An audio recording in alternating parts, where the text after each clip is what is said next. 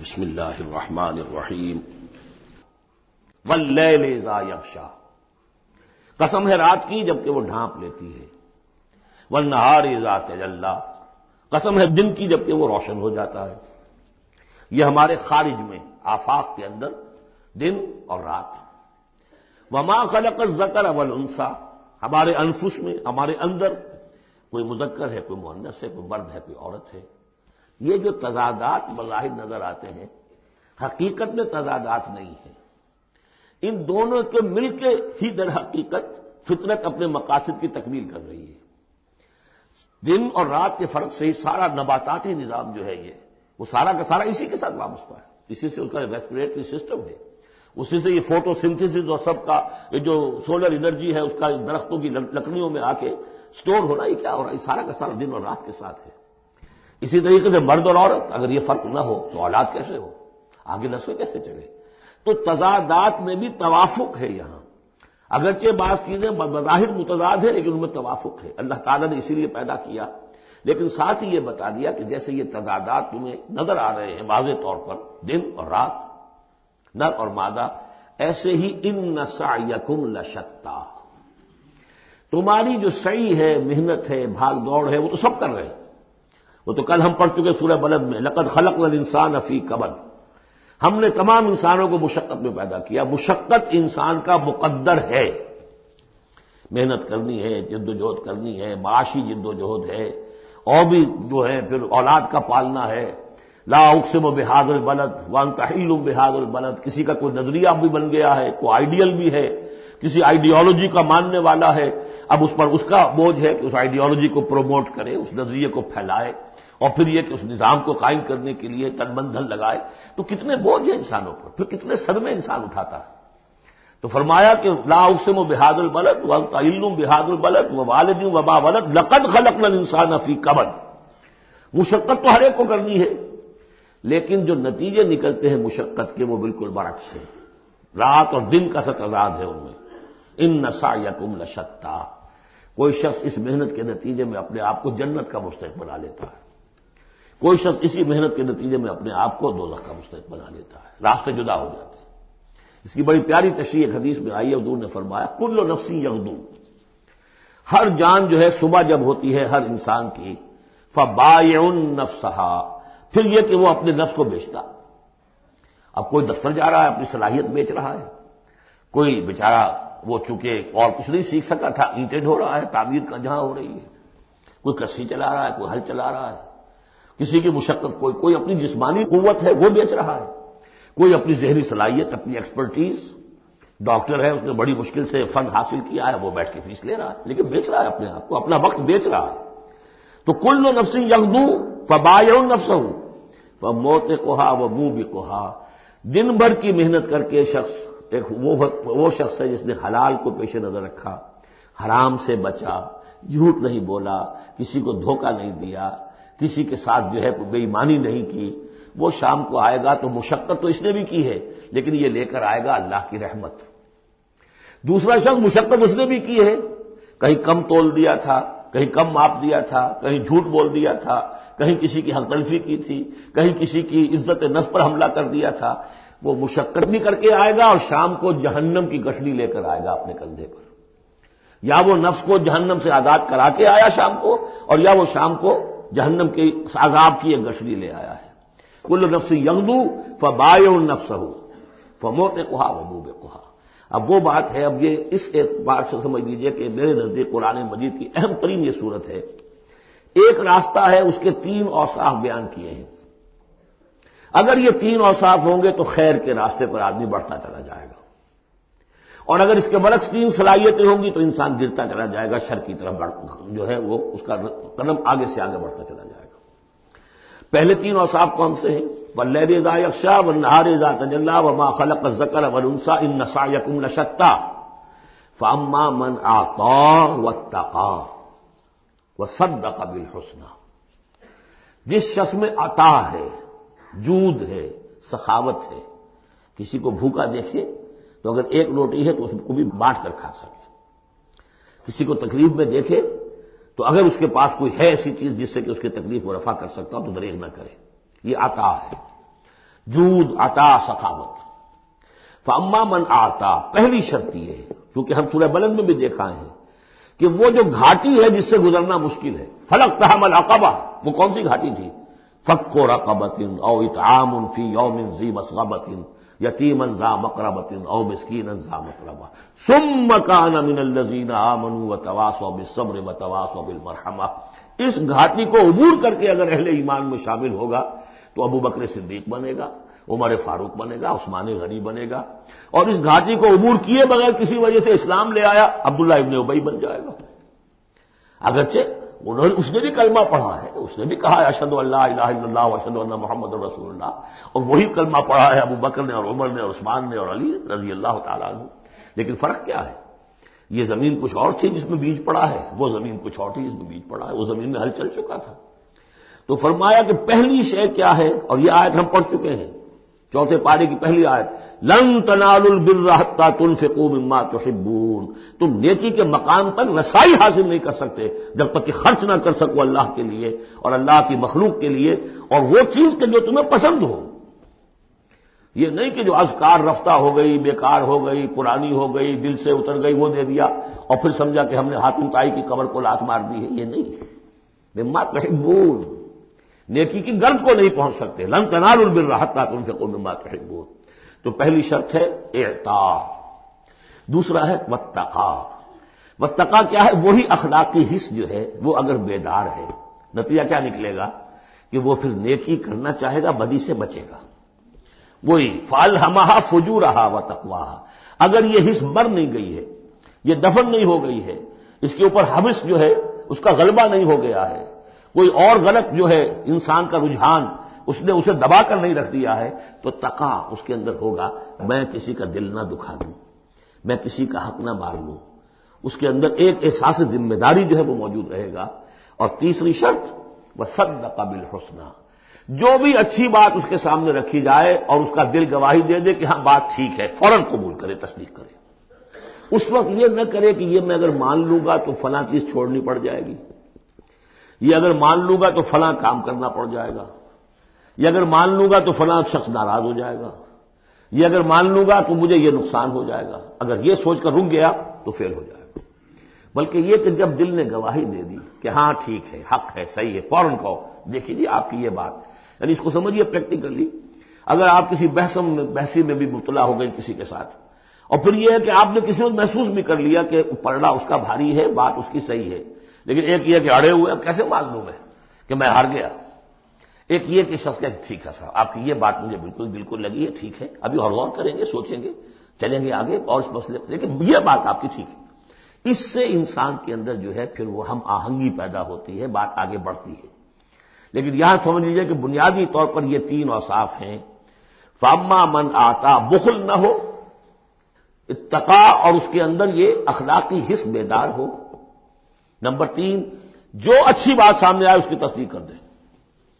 فَسَنُيَسِّرُهُ لِلْيُسْرَىٰ، تو ہوتے ہوتے ہم آسانی سے، اب یہ لفظ بھی آ چکا تھا سورہ علق میں، وَلِيُيَسِّرُكَ لِلْيُسْرَىٰ، میں نے کہا تھا اس لفظ کو یہاں نوٹ کر لیجئے اور یہیں سے یہ بات آگے کھلے گی۔ فَسَنُيَسِّرُهُ لِلْيُسْرَىٰ، جس شخص میں یہ تین اوصاف ہوں گے ہم انہیں رفتہ سب سے اونچی اور سب سے اچھی جو اس آسانی والی منزل ہے جنت، وہاں پہنچا دیں گے۔ اب اس کے برعکس دیکھیے ترتیب، وَأَمَّا مَن بَخِلَ، اعطاء کے مقابلے میں بخل آ گیا، وَاسْتَغْنَىٰ، بے پرواہ ہے، اسے پرواہ نہیں، دریا کو اپنی موج کی طغیانیوں سے کام، کشتی کسی کی پار ہو یا درمیان رہے، ہمیں سے کیا غرض ہے، وہ تو اپنی اس میں دھن میں لگے جا رہے ہیں، کسی کا دل مسل دیا، کسی کے جذبات کے اوپر جو ہے ٹھیس پہنچا دی، کسی کو کچھ کر دیا، کسی کا مال ہڑپ کر لیا، کسی کو اور کسی طرح سے اس کی عزت کے اوپر جو ہے کوئی حملہ کر دیا، چلے جا رہے۔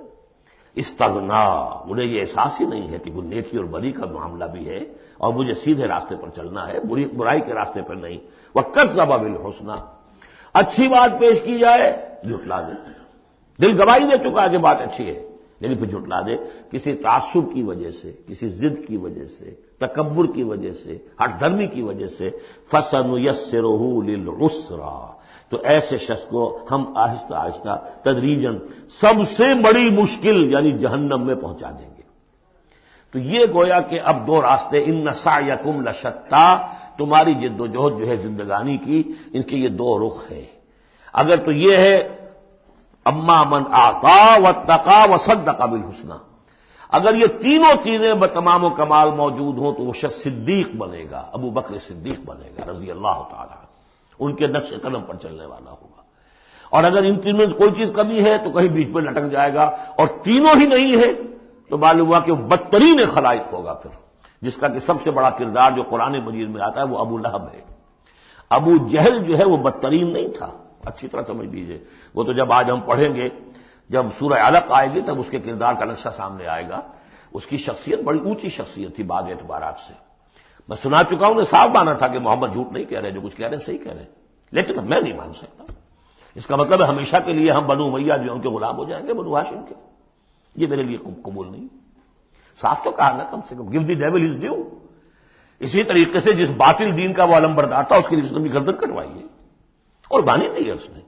ابو لہب نے 2 مرسنریز بھیج دیے، تم چلے جاؤ، میں تمہیں پیسے دے دوں گا، تم جاؤ، تم لڑاؤ میری جگہ پر، اس لیے کہ اس میں وہ بات نہیں تھی، اس میں مردانگی تھی۔ کوئی وجہ تھی کہ حضور نے 2 شخصوں کو برابر تولا ہے، عمر ابن الخطاب اور عمرو ابن ہشام میں سے اللہ کسی ایک کو میری جھولی میں ڈال دے، کوئی وجہ تھی نا آخر، دونوں کو کیسے کیا ہے؟ اگر کہیں وہ بھی ایمان لایا ہوتا تو عمر ابن الخطاب کی طرح کا مسلمان ہوتا، پھر وہ اس طرح کا ڈھیلا مسلمان نہ ہوتا، وہ عبداللہ ابن ابی والا مسلمان نہ ہوتا۔ تو یہ شخصیتوں کا معاملہ ہوتا ہے۔ تو جس میں تینوں اوصاف نہیں ہے وہ گیا بدترین خلائق، جس میں کچھ ہے وہ پھر کچھ دیر لگا کے آ جائے گا، کچھ وقت لگے گا اسے، لیکن یہ 3 اوصاف ہی ہیں تعمیر سیرت کے اس اعتبار سے کہ جو فیصلہ کن ہیں۔ فاما من اعطا واتقى وصدق بالحسنى فسنيسره لليسرى واما من بخل واستغنى وكذب بالحسنى، بالکل اپوزٹ چیزیں، فسنيسره للعسرى وما يغني عنه ماله اذا تردى، اور اس نے جو مال جمع کیا ہوگا اپنے لیے وہ قطعاً کام نہیں آئے گا جب اسے گرایا جائے گا، گڑھے میں جب گرے گا جہنم کے۔ ان علینا للہدی، دیکھو انسانوں ہمارے ذمے ہے صرف ہدایت پہنچا دینا، یا اب اللہ تعالیٰ اپنے ذمے لے رہے ہیں، یہ ہمارے ذمے ہے کہ تمہیں راستہ دکھا دیں، سجھا دیں، یہ سجھا دینا ہمارے ذمے ہے۔ اس کے لیے ہم نے تمہیں جبلی ہدایت بھی دی ہے، اس کے لیے ہم نے تمہارے اندر اخلاقی حص بھی رکھ دی ہے، اس کے لیے ہم نے اپنی روح تم میں پھونکی ہے، اس میں ہماری معرفت اور محبت موجود ہے، اور پھر ان تمام چیزوں کی تکمیل کے لیے ہم نے نبی بھیج دیے، رسول بھیج دیا، کتابیں نازل کر دی، ہم نے اپنا ہدایت کا جو فرض تھا وہ ادا کر دیا۔ ان علینا للہدی وَإِنَّ لَنَا لَلْآخِرَةَ وَالْأُولَىٰ، پھر ہمارے ہی لیے ہے اختیار آخرت کا بھی اور اولا کا بھی، دنیا کا بھی۔ پھر فیصلہ ہم کریں گے کہ کون اب اس قابل ہو گیا ہے کہ دنیا کو ان کے بوجھ سے پاک کر دیا جائے، زمین کو ان کے بوجھ سے آزاد کر دیا جائے، پوری قوموں کو ملیا بیش کر دیا جائے، فیصلہ کرتے ہیں۔ وہ پڑھ چکے پچھلی صورت میں، فَدَمْدَمَ عَلَيْهِمْ رَبُّهُمْ بِذَنبِهِمْ فَسَوَّاهَا، ایسے ہے کہ جیسے کسی باغ میں سے کوڑا کرکٹ جمع کیا جائے اور پھر اسے آگ دکھا دی جائے، اس لیے کہ اس باغ کے لیے بدنما داغ ہے۔ اب تو یہ کہ وہ انسان جو ہے کہ جو پھر اس حد تک ہدایت کے واضح ہو جانے کے بعد کہ نبی آ گیا، کتاب آ گئی اور اس نے ماڈل پیش کر دیا اپنی زندگی کے اندر، پھر بھی نہیں مانا، تو پھر یہ جو بھی فیصلہ ہے وہ ہم کرتے ہیں۔ فَأَنذَرْتُكُمْ نَارًا تَلَظَّىٰ، دیکھو میں نے تمہیں خبردار کر دیا اس آگ سے جو بھڑک رہی ہے اور وہ منتظر ہے۔ لا يصلاها، ہم دیکھ چکے ہیں کئی جگہ آیا ہے کہ وہ تو جھاڑ رہی ہے بھوکے شیر کی طرح، اسے تو چاہیے اپنی خوراک۔ لا يصلاها الا الاشقى، نہیں پڑے گا اس میں مگر وہی جو بہت ہی بدبخت ہے۔ کیوں؟ کم بدبخت تو اگر ہوتا معاملہ تو اور ہوتا، یہ محمد کے آنے کے بعد بھی صلی اللہ علیہ وسلم جس کی حقیقت نظر نہیں آئی تو اس سے بڑا بدبخت تو کوئی ہے ہی نہیں۔ اس لیے کہ اگر کچھ اندھیرا ہو، کچھ روشنی ہو، آدمی ٹھوکر کھا جائے، چلیے بھائی کچھ اندھیرا بھی تھا، جھٹپٹا تھا، پوری روشنی نہیں تھی، نصف النہار پر سورج چمک رہا ہو اور آپ ٹھوکر کھائیں تو پھر قصور کس کا ہے؟ تو آپ کا ہے۔ اس اعتبار سے اب بعثت محمدی کے بعد صلی اللہ علیہ وسلم جس شخص نے اپنے آپ کو محروم رکھا وہ اشقا ہے۔ لا يصلح الا الاشقى الذي كذب وتولى، جس نے جھٹلایا ہے اور منہ پھیر لیا ہے۔ وَسَيُجَنَّبُهَا الْأَتْقَى، اور ہم بچا دیں گے یا بچا دیا جائے گا اس سے جو بہت ہی متقی ہے۔ اس آیت کے بارے میں تقریباً کنسنسس ہے کہ یہاں مراد حضرت ابوبکر ہیں رضی اللہ تعالی عنہ۔ اتقى، وہ تینوں صفات بتمام و کمال جس میں تھے وہ ابوبکر تھے۔ یہی وجہ ہے کہ تصدیق بالحسنہ میں ایک لہجہ نہیں لگا، حضور فرماتے ہیں کہ میں نے جس کے سامنے بھی اپنی نبوت کی دعوت رکھی اس نے ضرور کچھ نہ کچھ توقف کیا، سوچا، سوائے ابو بکر کے کہ ایک لہجے کا توقف نہیں کیا۔ اور ان کی شخصیت کے اندر وہی چیزیں موجود تھیں، غریبوں کے اوپر شفقت تھی، نیکی کی، اور بنیادی طور پر وہ موحد تھے، انہوں نے کبھی بت پرستی اختیار نہیں کی زندگی میں، تو وہ صلاحیت جو ہے تقویٰ بھی تھا، اعطاء بھی تھا، خرچ کرنے کی صلاحیت تھی۔ انہوں نے خرید کر جو ہے غلام جتنے تھے جو مسلمان ہو گئے تھے، غلام اور کنیزیں، اور جن کے اوپر سخت جو ہے پرسیکیوشن ہو رہی تھی، ٹارچر ہو رہا تھا ان کے آقاؤں کی طرف سے، منہ مانگے دام دے کر ان کے آقاؤں کو نے خریدا ہے اور آزاد کیا ہے۔ فَأَمَّا مَنْ أَعْطَىٰ وَاتَّقَىٰ وَصَدَّقَ بِالْحُسْنَىٰ، یہ تینوں اوصاف بتمام و کمال ابو بکر میں، ابو بکر صدیق اور صدیق اکبر رضی اللہ تعالی عنہ۔ خواتین میں الصدیقۃ الکبریٰ حضرت خدیجہ الکبریٰ رضی اللہ تعالی عنہ۔ وَسَيُجَنَّبُهَا الْأَتْقَى الَّذِي يُؤْتِي مَالَهُ يَتَزَكَّىٰ، جو اپنا مال دیتا ہے اپنے نفس کو پاک کرنے کے لیے۔ وہ مال کیوں دے رہا ہے، کیوں خرچ کر رہا ہے، کیوں بلال کو اس نے خریدا ہے؟ باپ نے کہا ابو قحافہ نے، وہ تو ایمان نہیں لائے تھے اس وقت تک، وہ تو فتح مکہ کے بعد ایمان لائے، وہ کافر رہے پورے عرصے کے دوران، مشرک رہے۔ تو باپ نے یہ کہا کہ ابو بکر تمہیں اگر کوئی خریدنا ہی تھا غلام اور کسی کو آزاد کرنا تھا تو کوئی دیکھتے، اچھا غلام دیکھتے، کوئی طاقتور سے دیکھتے جو تمہارے کام بھی کبھی آتا۔ انہیں کیا پتا تھا کہ ابو بکر تو کسی اور چیز کا طلبگار ہے، اسے کچھ اور چاہیے، اسے کوئی، یعنی جو شخص کسی غلام کو آزاد کر دیتا تھا وہ اس کا مولا رہتا تھا، پھر بھی وہ ایک درجے میں اس کے تابع ہوتا تھا، اس کی بات سنتا تھا، اس کا حمایتی ہوتا تھا۔ اخلاقی طور پہ بھی سمجھ میں آ رہا ہے کہ ایک شخص نے اپنی رقم خرچ کی ہے اور آپ کو خرید کے آزاد کر دیا ہے، تو اب آپ بے دام جو ہے غلام تو ہو گئے نا اس کے،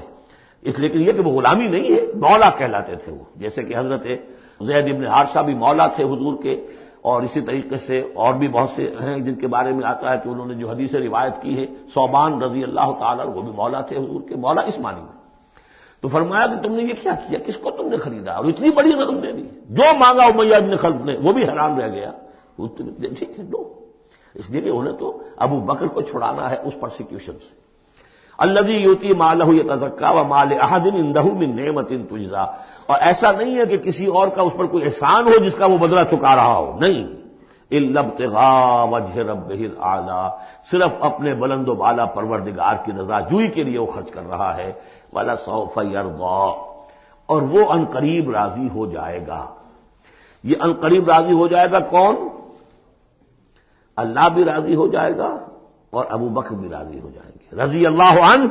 ورضوا عنہ، جیسے ہم خطبے میں بھی کہتے ہیں رضی اللہ تعالی عنہ وارضاہم، اللہ تعالیٰ بھی راضی ہو جائے ان سے اور اللہ ان کو راضی بھی کر دے، ان کو بھی اتنا اجر و ثواب دے۔ ولسوف یرضیٰ، اور میرے نزدیک یہاں مراد حضرت ابو بکر ہے، اس کا میں ثبوت آپ کو اگلی صورت میں دوں گا۔ اب دیکھیے پہلی صورت میں آیا تھا قد افلح من زکاہا وقد خاب من دساہا، 8 آیتیں تھیں، وہ تھیں قسموں پر مشتمل، لیکن اصل مضمون کیا تھا؟ نفس انسانی میں نیکی اور بدی کا شعور بدیت کر دیا ہم نے۔ اب جس نے اس کو بنا لیا، سنوار لیا، وہ کامیاب، جس نے اس کو دبا دیا، مٹی میں دفن کر دیا، وہ ناکام۔ اگلی صورت میں آگے راستہ بتا دیا، سنوارنے کا راستہ کیا ہے؟ اعطاء، تقویٰ، تصدیق بالحسنى، ان عادتوں کو کلٹیویٹ کرو اپنے اندر، تو یہ راستہ جو ہے تمہارا جائے گا صدیقیت کی طرف اور اللہ تعالیٰ کی رضا کی طرف۔ اس کے برعکس صاحب بخل، استغناء، پرواہ نہیں، کیا خیر کیا شر کوئی پرواہ نہیں، اپنی خواہشات کو پورا کرنا ہے، اپنی اشتہا جو ہے اس کو شہوت کو پورا کرنا ہے، حرام سے حلال سے اسے کوئی بحث نہیں۔ اور یہ کہ بات سچی آئی، اچھی آئی اور دل نے گواہی دے دی پھر بھی اس کو رد کر دیا، تو وہ دوسری منزل پہ نکل جاؤ گے۔ اب یہ جو پہلی منزل تھی اس کا نقطہ عروج کون ہے؟ ایک تو ابو بکر آ گئے اس میں، اور ان سے بلندتر رتبہ کس کا ہے؟ محمد الرسول اللہ صلی اللہ علیہ وسلم، معراج انسانیت۔ اب جو 2 صورتیں آ رہی ہیں ان کا سارا تعلق کلیتاً محمد الرسول اللہ کے ساتھ ہے۔ یہ سیرت النبی کے اعتبار سے بھی بہت اہم ہیں 2 صورتیں، بعض اعتبار سے جو صوفیانہ اس میں مسائل آئے ہیں، اور عام طور پر ہمارے مفسرین، ایسے مفسرین خصوصاً جدید دور کے کچھ ریشنلسٹ قسم کے لوگ، وہ تو ان مطالب کی گرد کو بھی نہیں پہنچے۔ ہمارے جو پرانے مفسرین ہیں، چونکہ ان کا ذوق جو ہے وہ ان کے اندر، وہ ذوق بھی اندر ہے موجود ان کے اسلام کے اور دین کے باطنی حقائق، قرآن کے باطنی حقائق کا، تو میں اس کے حوالے سے چند چیزیں آپ کو بتاؤں گا۔ بارک اللہ لی و لکم فی القرآن العظیم ونفعنی وإیاکم بالآیات والذکر الحکیم۔